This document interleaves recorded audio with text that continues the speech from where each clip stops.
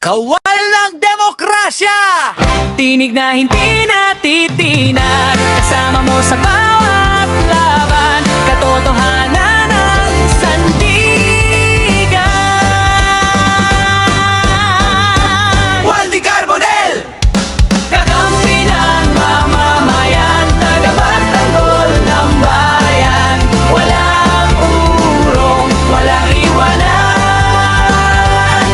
Dito, malinaw ang paninindigan. Dito, buhay ang boses ng bayan. Demokrasya, kasama mo si Waldy Carbonell. Allahu Akbar. Assalamualaikum warahmatullahi wabarakatuh. Isang mapagpalayang araw po sa atin lahat, mga kaibigan. Ito po ang Kawal ng Demokrasya, Waldy Carbonell. Sa episode na ito, ating pong tatalakayin ang pinaka-notorious na sangay ng gobyerno kung tawagin ay Senado. Kumbaga sa mga siga-siga at pinakabulok na sangay. Ang sangay po ngayon ay ang Senado, ang pinakabulok. Ang tawag po sa wika English yan ay Den of Thieves. Ano po ibig sabihin yan? Pugad na mga magnanakaw at barumbado. Bakit po natin masabing barumbado? Meron pong Robin Padilla na senador. Saan ka nakita ganyan? Nakikipagdebate kay Kiko Pangilinan na kukunan ng telebisyon. Sinasabayan niya si Pangilinan habang nagpapaliwanag si Pangilinan. Ito nga sa boses ni Pangilinan, sabi niya, I still have the floor, Mr. President. Tumas ang boses. Abay, naggalit si Robin Padilla. Bakit po wala siyang karapatan magalit? Mayroon siyang karapatan magalit sapagkat siya ay kanto boy, siya ay barumbado, siya ay bad boy. At pinapangatawaran niya ang kanya pagiging bad boy. Ang sabi niya, huwag mo ko sisigawan. Hindi mo ko pinapalamon. Mga lingwahe na hindi mo maririnig sa Senado. Pero sa Senado, maririnig mo na yan ngayon sapagkat etong pinaka-notorious, pinaka-bulok na sangay ng gobyerno ng Pilipinas at napakamahal ang ating binabayad at tinatawag pa nating honorable. Hindi po naglilingkod sa ating bayan ang mga senador ngayon. Sila ang pinaglilingkuran ng taong bayan. Akala ninyo, meron tayong Robin Padilla, may Marcoleta, merong Bongo, merong Cayetano, Estrada, Escudero, Amy Marcos. Nakakasuka na po ang mga senador natin. Pero kami na mga lumaki sa mga universidad ng panahon ng mga Jokno, Tanyada, Sumulong, Ninoy Aquino, Soc Rodrigo, Eva Estrada Calao, Ambrosio Padilla, at itong later part, meron tayong mga naging Rene Sagisag, nagkaroon po tayo ng mga Gerson Alvarez, Miriam Defensor Santiago. May magaganda po ang alaala ng Senado. Pero ngayon nakakasuka. Robin Padilla, Marcoleta, Escudero, Jinggoy Estrada. Nakita po natin kung gaano kababoy yung lineup na yan. Escudero, Bato de la Rosa, Amy Marcos, Loren Legarda, Pia Cayetano. Kumusta ka na, Pia? Ang mga Villar, mga kaibigan, ngayon ay nakaharap na rin po sa demanda. Ito pala si Mark Villar bilang Secretary of DPWH ni Digongong Duterte. Abay, in-award niya yung 18.8 billion projects sa kanyang first cousin na si Carlo Aguilar. Mga kaibigan, yan ay si Mark Villar. iniimbestigahan na po yan ngayon ng ombudsman. At ito si Camille Villar, abay naharap na rin po sa kaso ng land grabbing at saka yung pong mga illegal pricing nila, manipulation, inside trading ng Mark Manny Villar Realty Group. Yung under pa ng nanay niya, abay, grabe pa na mga kaso sa land grabbing ng mga ito. At yung manipulation po nila, napakalaking kinikita nila. Yung bibili nila ng 500 pesos per square meter na lupa, lalagyan ng karsada, Senado ang gagastos 2 beses pa. Double insertion, double budgeting. Napakalaki mga magnanakaw. Bilyonaryo na rin po. Yan ay makasama doon sa tinatawag nilang mayorya. Mayorya ng mga magnanakaw. Itong Robin Padilla, dapat to ay idemanda na rin obstruction of justice. Bakit? Napakalaki ng mga ebidensya na siya ang nag-escort, siya ang nagpatakas sa isang pugante ng pangalan ng pugante na ito ay Bato de la Rosa. At ang pugante ay kagalang-galang na senador ng Republika ng Pilipinas na kung tawagin ay Bato de la Rosa. Ang kagalang-galang na atsoy ni Digong Duterte na nagnakaw ng napakalaki 17 billion sa Davao Project. Ang pangalan ay Bongo. At yung pong hayagan na tumatampalasan sa kanyang pangalan ng kanyang ama, pangalan ng kanyang kapatid na Pangulo ng Republika ng Pilipinas, napakababoy na senadora, babae pa naman, itong matanda na si Amy Marcos, na dapat ay mananawagan tayong galangin yan. Pero paano mo gagalangin ng walang galang sa Pangulo ng Republika ng Pilipinas? Napakamalas itong si Bongbong Marcos. Magkaroon ka ba naman ang atin na pareho nito? Ganun pa man, ang ating pong buod dito ay ano ang gagawin ng taong bayan? Ngayon po ay pagpapagtibayin natin ang ating hanay.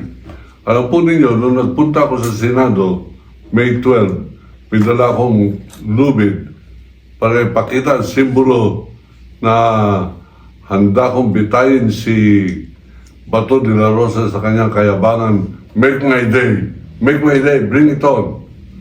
O di pumunta ako nun para ang simbolo ay bibitayin ko siya. Ito po yung dala kong tali. Tayo po ay kukuyugin ng mga Muslim na bodyguard ni Robin Bad Boy Duwag Padilla. Di ba rin na yung tinatawag ka boy silly, personalan na yan. Ang aking tawag sa iyo ay Duwag Bugok. Hindi ba rin na bugok ka?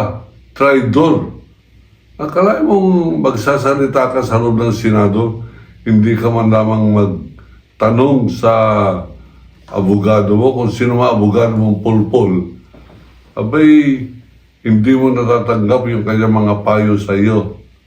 Ako na lang magpapayo sa iyo. Robin Padilla, makinig ka. Pinagmamalaki mong Muslim ka at ikaw magiging boses ng kamusliman, kahiya-hiya ka. Pag ganyan ang magiging tinig, magiging boses ng Muslim, ibapasula ko yung pagka-Muslim. Pagka ang ating tinig sa Senado ay pinagtatanggol ang mamamatay tao, magnanakaw na pamilya, pareho ni Duterte, at ipapatakasin isang pugante na pareho ni Bato de la Rosa. Diyan ka na, kasama mo na yung mga haram, kapwa mo haram na Muslim. Kayo ay kasumpa-sumpa. Huwag po kayo magmumuslim sapagkat baka mahanay kayo, mahanay tayo dito sa mga pangkat ng mga haram na Muslim. Ano po ibig sabihin na haram? Yan po yung pinakababoy, pinakamababang uri na Muslim. Yan po yung kampon ni Robin Padilla sapagkat sa Senado, ang pinakamababang senador sa buong Senado ay si Robin Padilla. Ang kasunod niyan, Cayetano, napakabugok na abogado, pero hindi naman talaga bugok. Traitor lang. Betrayal of public trust. Hindi kumakampi sa Pilipino, kumakampi sa kanyang pagiging politiko, sila magkapatid. Kilala ko po yung tatay nilang duwag, si Rene Cayetano. Bakit yung masasabing duwag? Kasama ko, katabi ko nung EDSA Revolution. Nasa loob kami ng opisina ni Fidel Ramos, mga kaibigan. Naka-bulletproof, puti. Hawak-hawak na yung Browning automatic pistol. Naka-open hammer. Bugok nga, malapit pa ang kanyang daliri nasa trigger guard. Mali. Mga kaibigan, at bakit lakad ng lakad sa harapan namin? Dala-dala yung baril. Akala mo, lulusubin ang krami. Parang namana ng anak niya ang duwag. We are under attack. Yung pala yung bodyguard niya nagpapaputok. Yung ka-eskwela ni Bato de la Rosa. Ngayon, ano pong board dito? Will someone please now file a case of obstruction of justice against Robin Padilla? At pag ako nakikinig si Senator Trillanes, idemanda ninyo sa ICC. Bagamat hindi na tayo member ng ICC ang kanyang ginagawa ng obstruction of justice sapagkat pinatakas niya, pinipigil nila yung pag-serve ng warrant of arrest ng ICC. Ito pong May 11 up to May 14.